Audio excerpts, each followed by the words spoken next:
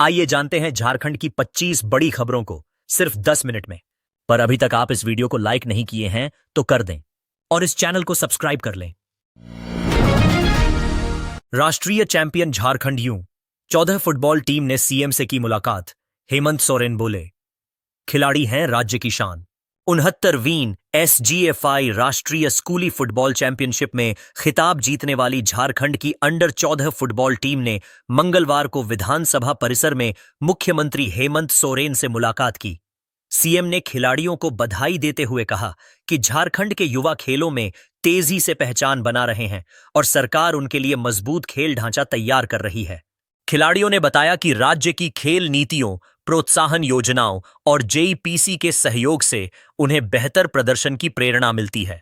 गौरतलब है कि मध्य प्रदेश के उमरिया में 1-6 दिसंबर तक हुई चैंपियनशिप के फाइनल में झारखंड ने पंजाब को रोमांचक पेनल्टी शूटआउट में 6-5 से हराया।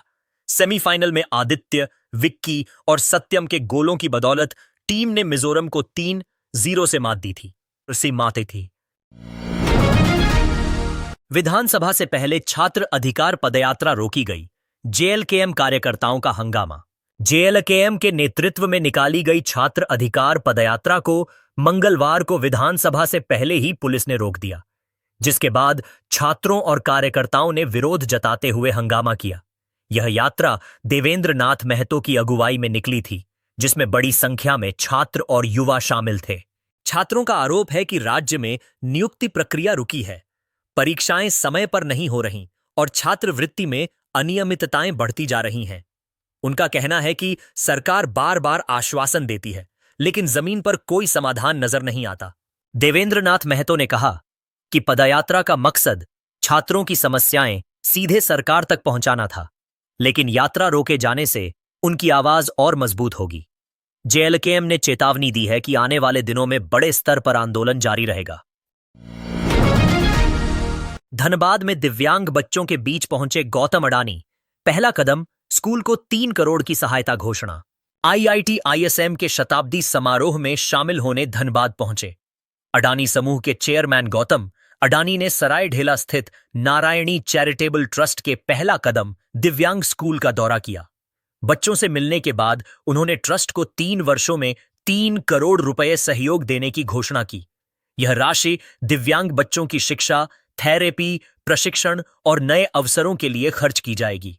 अडानी ने दिव्यांग बच्चों के लिए तैयार किए गए नई उड़ान कैफे का भी उद्घाटन किया, जहां विशेष क्षमताओं वाले बच्चों को कैफे संचालन, रसोई, ग्राहक सेवा और व्यावहारिक प्रशिक्षण दिया जाएगा, ताकि उन्हें आत्मनिर्भर और रोजगार योग्य बनाया जा सके। स्कूल भ्रमण के दौरान अडानी ने बच्चों से बातचीत की और कहा कि समाज के हर बच्चे को समान अवसर मिलना चाहिए। उन्होंने नई उड़ान कैफे को दिव्यांग बच्चों के कौशल और आत्मविश्वास बढ़ाने की दिशा में महत्वपूर्ण कदम बताया। झारखंड विधानसभा में शिक्षा स्वास्थ्य के मुद्दों पर सरकार का जवाब, कई मामलों में कार्रवाई का भरोसा। झारखंड विधानसभा में मंगलवार को प्रश्नकाल सुचारू रूप से चला। नेता प्रतिपक्ष बाबूलाल मरांडी ने मेडिकल काउंसलिंग में अनियमितता का मुद्दा उठाते हुए JCE सब पोर्टल को NPA पोर्टल से लिंक करने की मांग की। वहीं भाजपा विधायक राज सिन्हा ने वृद्धों के लिए ऑनर्थोपेडिक कैलिपर्स की जगह वर्नियर कैलिपर्स खरीदने का मामला उठाया। मंत्री इरफान ने कहा कि जांच जारी है और इसे फिलहाल घोटाला नहीं कहा जा सकता।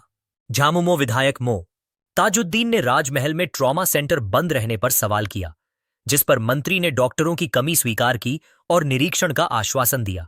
भाजपा विधायक अमित कुमार यादव ने बरकट्ठा डिग्री कॉलेज में स्टाफ की कमी उठाई, जिस पर मंत्री सुदिव्य ने कहा कि प्रभार प्राचार्य नियुक्त कर दिया गया है और बहाली प्रक्रिया जारी है। धनबाद की विधायक रागिनी सिंह ने CNMCH सहित आसपास के जिलों में किडनी मरीजों को हो रही दिक्कतें बताईं। मंत्री इरफान ने कहा कि अस्पताल की सेवाएं नई बिल्डिंग में स्थानांतरित की जाएंगी और वे जल्द ही निरीक्षण करेंगे। थैलेसीमिया मुद्दे पर सदन में गर्मागर्मी। कांग्रेस विधायक प्रदीप यादव और मंत्री इरफान में तीखी नोकझोंक। झारखंड विधानसभा के शीतकालीन सत्र में थैलेसीमिया से जुड़े मुद्दे पर कांग्रेस विधायक दल के नेता प्रदीप यादव और स्वास्थ्य मंत्री इरफान अंसारी के बीच तीखी बहस हो गई। स्थिति बढ़ते देख स्पीकर रवींद्रनाथ महतो को हस्तक्षेप कर नियमन देना पड़ा। प्रदीप यादव ने राज्य में करीब 11,000 थैलेसीमिया, सिकल सेल व अप्लास्टिक एनीमिया पीड़ित बच्चों की समस्या उठाते हुए इलाज, ब्लड उपलब्धता और सहायता नीति पर 4 सवाल पूछे। उन्होंने आरोप लगाया कि ठोस नीति के अभाव में परिवार ब्लड के लिए एक राज्य से दूसरे राज्य भटकते हैं। सरकार ने जवाब दिया कि सदर अस्पताल में बोन मैरो ट्रांसप्लांट की स्वीकृति मिल चुकी है और सभी सरकारी ब्लड बैंकों में ब्लड सेपरेशन यूनिट लगाने की प्रक्रिया जारी है। राज्य भर में HPLC जांच के लिए एजेंसी चयन भी प्रगति पर है। बहस के दौरान मंत्री इरफान ने प्रदीप यादव पर हंसडीहा अस्पताल में चोरी के मामले में सदन को भ्रमित करने का आरोप लगाया। साथ ही बताया कि राज्य में पीड़ितों की वास्तविक संख्या और अधिक है तथा 1 महीने में पूरी रिपोर्ट तैयार की जाएगी। चाईबासा में गलत ब्लड चढ़ने से 5 बच्चों के HIV संक्रमित होने की घटना का उल्लेख करते हुए मंत्री ने कहा कि इसके बाद ब्लड डोनेशन में कमी आई, लेकिन व्यापक अभियान चलाकर 10,000 यूनिट ब्लड एकत्र किया गया है।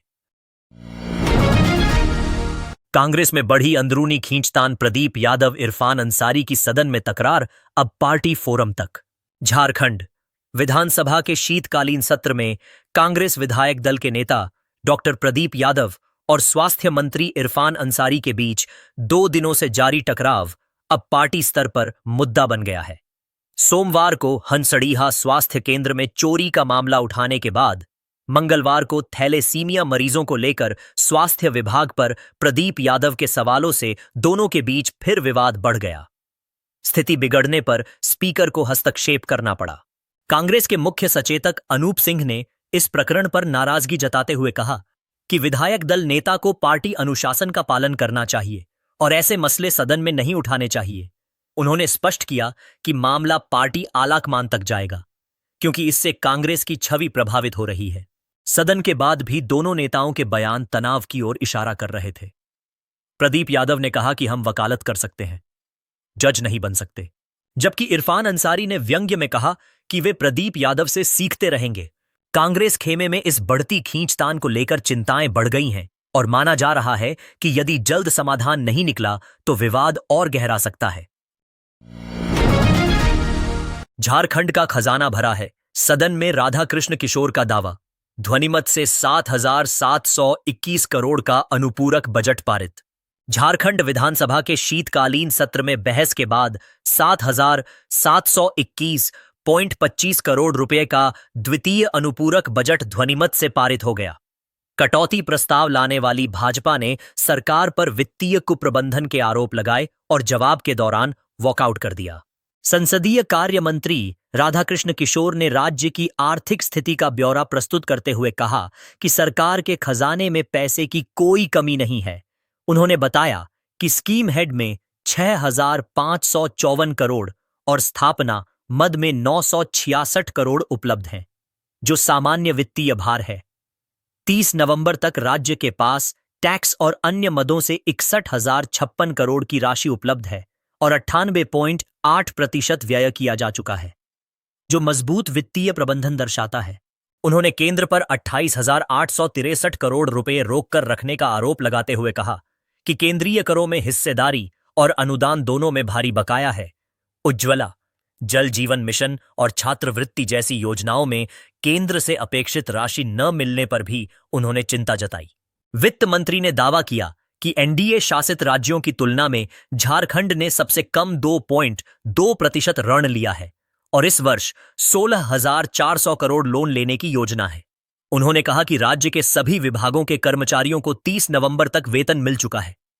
केंद्र की नीतियों और सुरक्षा चूक पर भी उन्होंने विपक्ष को घेरा। प्रश्नकाल हंगामे से ठप, धान, MISP और OBC छात्रवृत्ति पर भिड़े पक्ष विपक्ष। शीतकालीन सत्र के दूसरे दिन झारखंड विधानसभा में प्रश्नकाल हंगामे की वजह से बाधित हो गया। शुरू होते ही भाजपा विधायक वेल में उतरकर धान की MISP बढ़ाने और OBC छात्रों को छात्रवृत्ति नहीं मिलने का मुद्दा उठाने लगे। जवाब में सत्ता पक्ष के विधायक भी वेल में पहुंच गए, जिसके बाद स्पीकर ने कार्यवाही दोपहर 12 बजे तक स्थगित कर दी। सत्ता पक्ष ने कहा कि इन मुद्दों पर सत्र के दौरान चर्चा हो सकती है, जबकि विपक्ष अपनी मांगों पर अड़ा रहा। चुनावी वादों के अनुसार धान का समर्थन मूल्य 3,200 रुपये प्रति क्विंटल तय करने का वादा अभी तक स्पष्ट नहीं हो पाया है। दूसरी ओर ओबीसी छात्रों की लंबित छात्रवृत्ति को लेकर विवाद जारी है। राज्य का कहना है कि केंद्र अपनी हिस्सेदारी जारी नहीं कर रहा।